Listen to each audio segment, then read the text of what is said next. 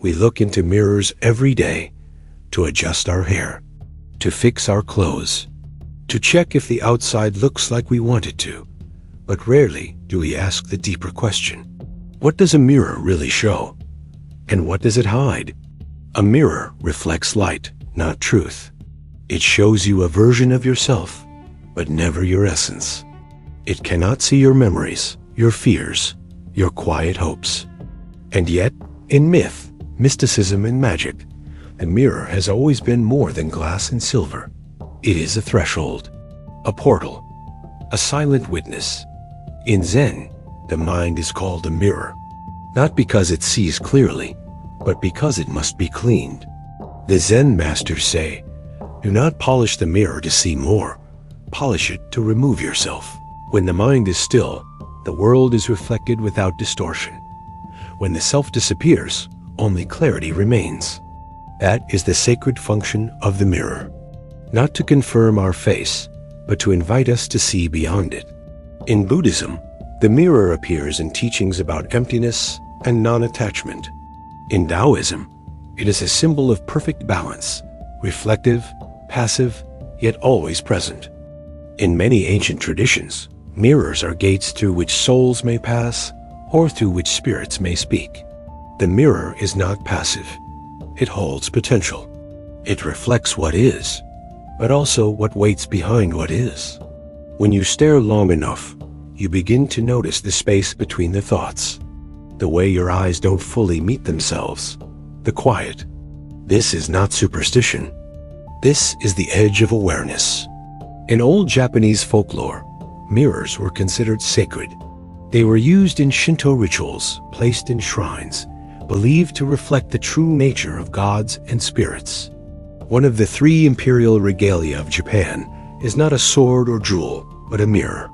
Because to rule wisely, a leader must see the truth, not only in others, but in themselves. And perhaps this is why mirrors are feared in so many ghost stories. They are not dangerous because of what they show, but because of what they invite us to notice. A still surface, a double, a self that is not the self, a presence behind the glass. And in that quiet discomfort, we come closer to something essential. Not the mask, not the ego, but the empty space from which all seeing begins. The mirror doesn't speak.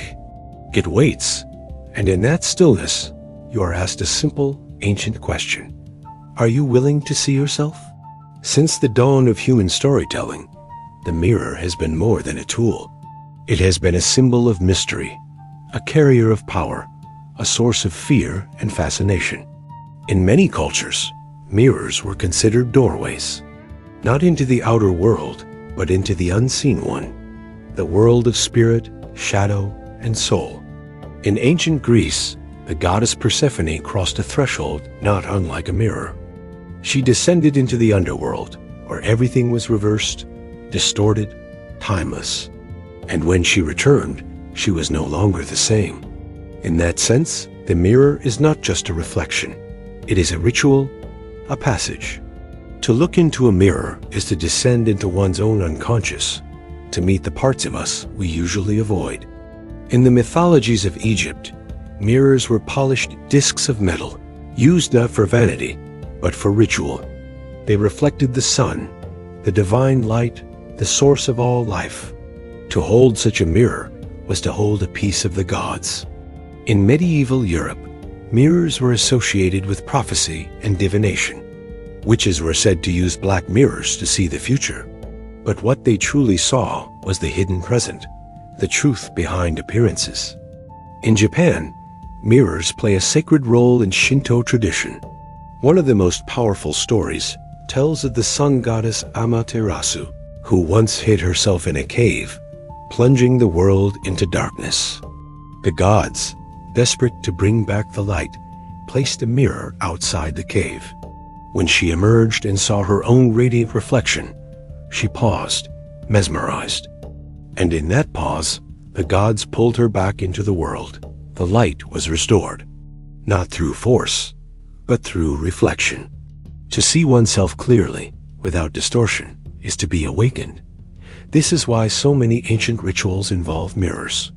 They are not tools of vanity. They are instruments of vision. And sometimes what they show is too much to bear. Because mirrors do not lie. They do not flatter. They do not soften.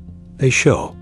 And in doing so, they ask us to look again, to see what we missed, to confront what we buried, to honor what is true, even if it's uncomfortable. In this way, mirrors are like myths themselves.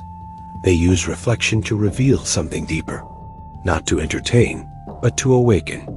And maybe that's why, across time and culture, the mirror has always carried both reverence and warning. Look too long, and you may not see what you expect. But if you are willing, you might see what you really are. In Zen, the mirror is not just a metaphor for the mind. It is the mind.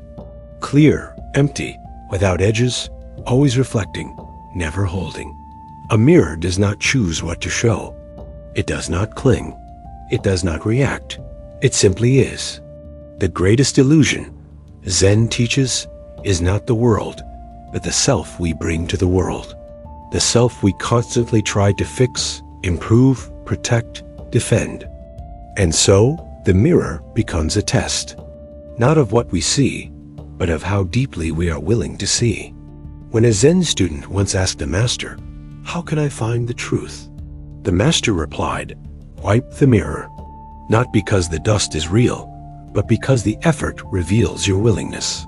In the Tao Te Ching, it is said, the sage is like a mirror. He reflects, but does not judge. He responds, but does not hold on. He is open, but remains unchanged. This is the deepest teaching of the mirror. It is not there to confirm who you are. It is there to help you let go of who you think you are. Because behind every reflection, there is silence. And behind the silence, there is truth. When we look into a mirror with an open heart, we begin to see not just form, but emptiness. Not just a face, but presence. That presence has no name, no age, no past. It is the awareness behind the eyes, the stillness between the breaths. And once you begin to see from that place, everything changes. Not because the world changes, but because the one who sees it does. The mirror becomes a path, a silent teacher, a companion that shows without speaking. You may fear what you see. You may not always like what appears, but you will know it is real. And in that knowing, there is peace. Not the peace of comfort or control, but the peace of presence, of meeting yourself without resistance. So the next time you look into a mirror, pause, not to correct, but to observe, not to judge, but to receive, because the mirror does not lie. It only reveals. And in that still reflection, you may finally discover that you were never the reflection at all. You were the one who watched. You were the silence behind the eyes. You are always the mirror, waiting to remember.